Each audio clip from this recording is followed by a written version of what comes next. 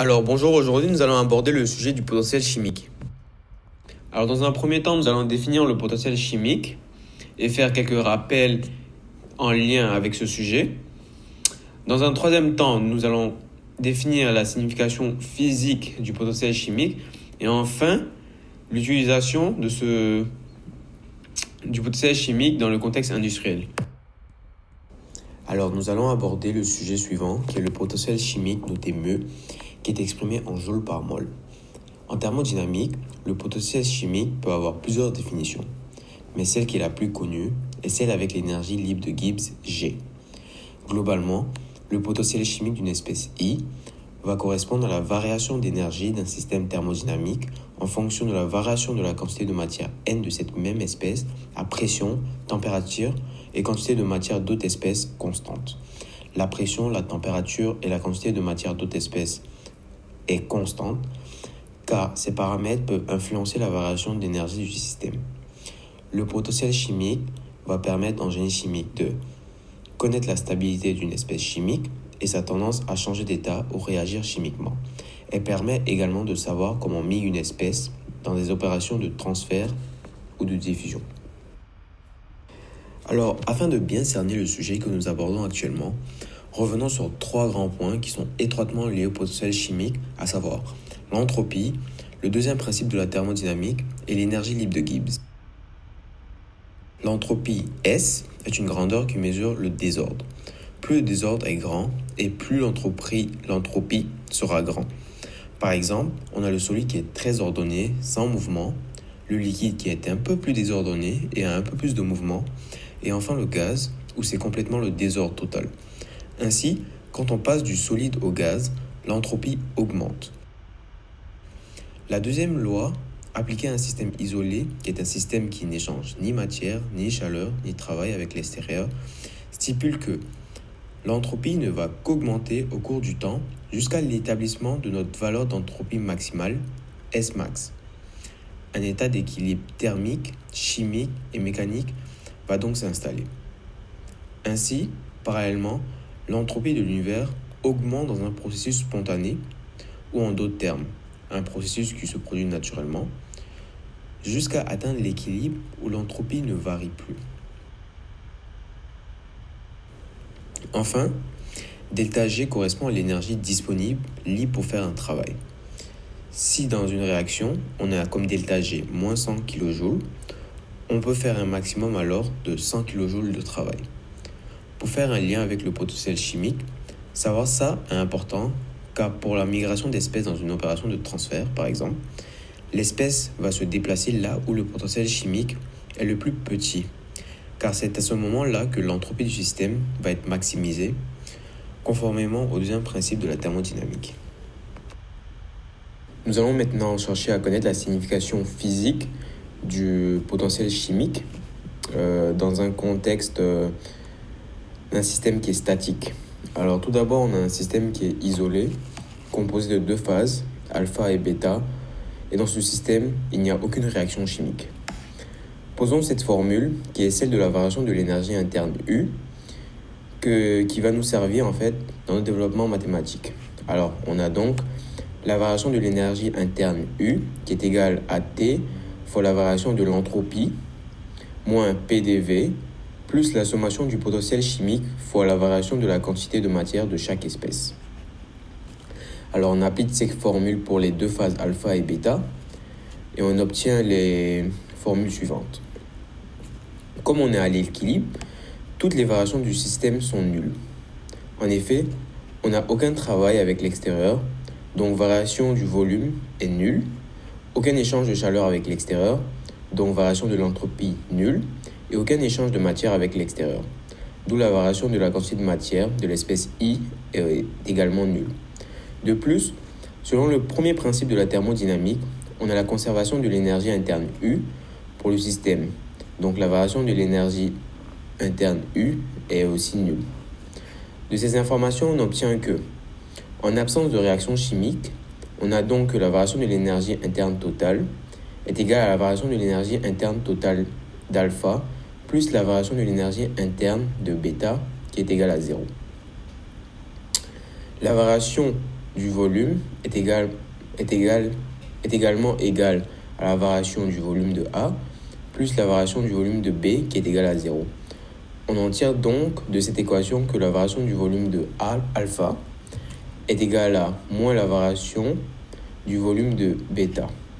Alors, ce sera pareil pour la variation d'entropie et de la quantité de matière. Alors, à noter, il faut bien faire attention car il s'agit des grandeurs du système qui sont constantes et non celles de chacune des phases alpha et bêta. En effet, le volume de alpha et le volume de bêta peuvent varier, mais le volume total va rester inchangé. Alors, on a la formule de la variation de l'énergie interne du système qui est écrite ici. Et on sait, grâce aux formules précédentes, que la variation de l'énergie interne totale du système est égale à la variation de l'énergie interne alpha plus la variation de l'énergie interne de la phase bêta. Alors, on reprend cette formule-là, et on l'applique pour alpha et bêta. Et on a comme en vert ici la variation de l'énergie interne U d'alpha. Et ici, la variation de l'énergie interne U de bêta. Alors, en ce moment, on a des composantes d'alpha et de bêta. Et grâce aux équivalences que nous avons précédemment trouvées, ici, on va essayer de remplacer toutes les composantes avec bêta par des composantes en alpha. Alors, c'est ce que j'ai fait à la ligne suivante, où on garde la même expression, l'énergie interne d'alpha, ici, qui est toujours en vert, et on change les composantes en bêta par les composantes en alpha, et qui sont marquées en rouge, et on trouve ça. Donc, à ce moment-là, nous avons que des termes en alpha, et on va chercher à factoriser. On a des termes en commun ici, la variation du volume d'alpha, la variation de l'entropie d'alpha et la variation de la quantité de matière d'alpha. On factorise et on trouve cette formule-ci. Alors, la variation à l'équilibre, la variation de l'énergie interne U du système va être nulle. Donc, ici, on a donc bien l'expression de la variation de l'énergie interne U du système global à l'état d'équilibre. Alors, on a la variation du volume alpha, la variation de l'entropie alpha et la variation de la quantité de matière alpha pour tout site appartenant de 1 à n qui sera non nul à l'équilibre parce qu'il y a toujours des échanges de matière et d'énergie entre les deux phases. On obtient donc les relations suivantes. Ainsi, si nous avons par exemple du Hg sous deux états liquide et gazeux, séparés par une membrane imperméable, leurs potentiels chimiques vont être équivalents à l'équilibre. Alors, nous allons maintenant passer à un système qui est dynamique. Alors, cette fois-ci, on a un système thermodynamique isolé à volume constant. Dans ce système, nous avons deux compartiments, alpha et bêta, qui possèdent la même température et la même pression et qui sont séparés par une paroi perméable. Les phases des deux compartiments peuvent être différentes, mais les paramètres de ces derniers tels que la température, la pression et le volume peuvent varier tant que ces paramètres pour le système global restent constants. Comme vu précédemment, on a les mêmes formules pour la variation de l'énergie interne d'alpha et bêta, mais avec cette fois-ci une même pression et température.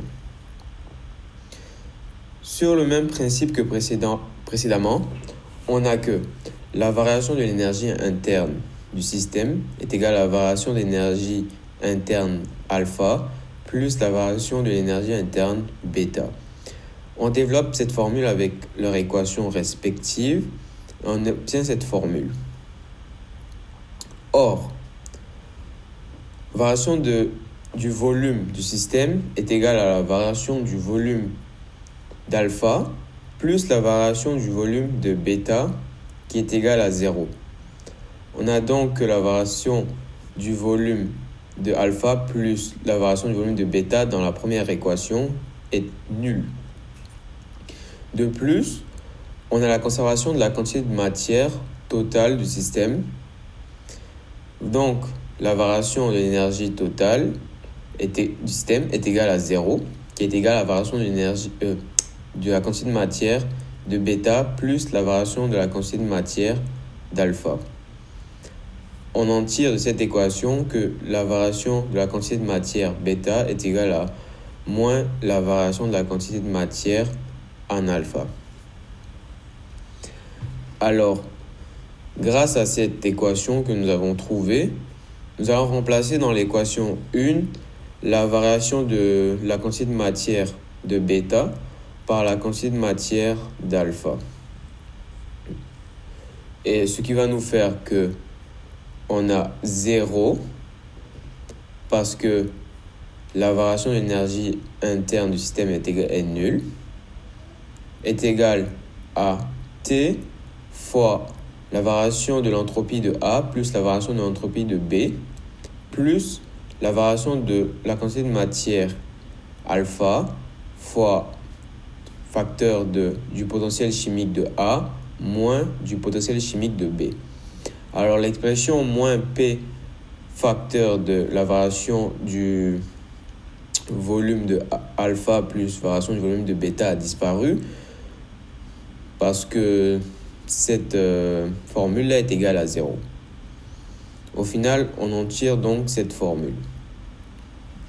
On va poser que le potentiel chimique de A est supérieur au potentiel chimique de B.